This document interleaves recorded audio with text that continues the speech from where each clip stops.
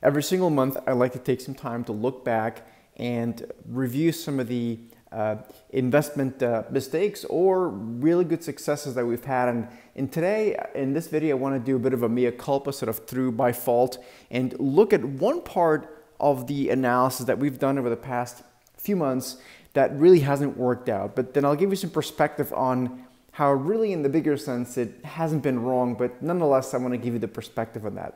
So before we look at that, and I'm gonna show you guys a couple of charts on this so it makes sense to you.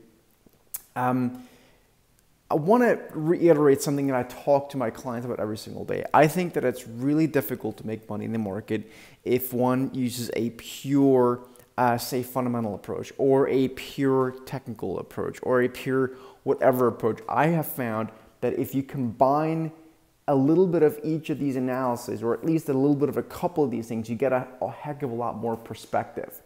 And that's one of the things that we fell into in the trap when we just looked at a pure technical analysis approach, and I actually gave that one more weight than some of the other things that we saw. So let me just kind of show you what I mean. But again, it really has to do with having a balanced approach. So one of the things that we looked at as we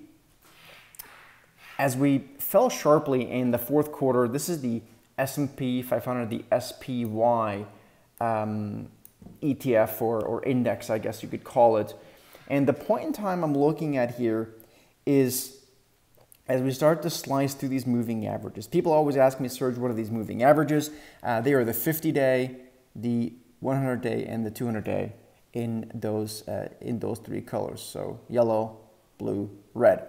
Now, what happens is when these moving averages all come together and they tighten, and then we see a market break below it and they find resistance, it's a really good measure of then that becoming resistance later on as well. Now, you'll note that on that strong bounce back in January, February, March, first stocks blew right through the 50-day, then right through the 100-day, then right through the 10-day. So that entire thesis has completely not worked, okay?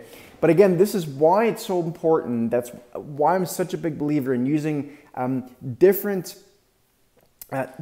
styles of analysis. So not just technical, but also at least in part use something like a money flow. So that's why we created the Market Rover tool, right? So even though we were told, or I was totally wrong thinking that this area here might act as resistance, not just on the S&P, but many other sectors, what did tell us otherwise was our Market Rover, because our Market Rover tool kept telling us that one sector after another started going bullish, bullish, bullish, bullish, and the pullbacks were shallow, and then we had a lot of what's called our B2 bullish reversals, which as the trade alerts actually pops up on the screen. And so that sort of perspective is really important. As much as I fought that rally, that January, February rally a little bit. It wasn't terrible fighting, but I did fight it a little bit.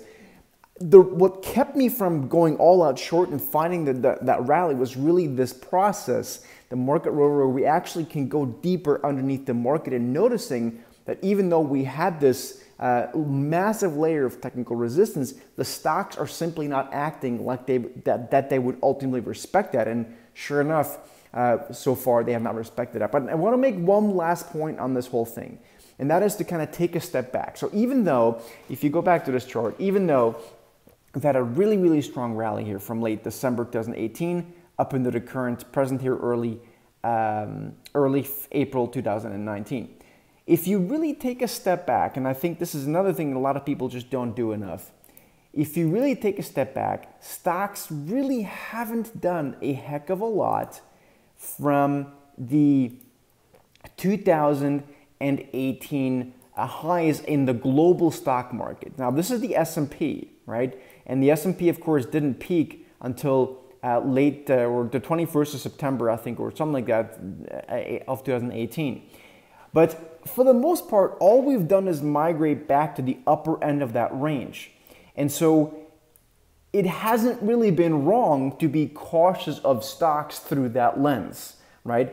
And for my money, I think it's going to be really, really difficult for whether it's the S&P, NASDAQ 100, or really many other indices to start breaking higher on a sustainable basis. I'm not saying stocks can go higher another couple percent or so, but I think on a sustainable basis, given where we are in the economy, given what economic data is doing, I think this is much more of a sector and group rotation game, an asset class rotation game, than it is a blindly buy the S&P and hope for another major bull leg to the upside. I don't think that's the environment in. Nonetheless, again, mea culpa on those moving averages. But again, that's exactly why I'm such a big believer of having something, a process that goes deeper underneath the surface and not just using a simple moving average, not just using a momentum oscillator, not just using one point of data when it comes to global economic data, or not just one point of fundamental data that you look for. You have to look, have a balanced approach to the market. So I hope this helps, folks. Have a great day, and I'll talk to you soon.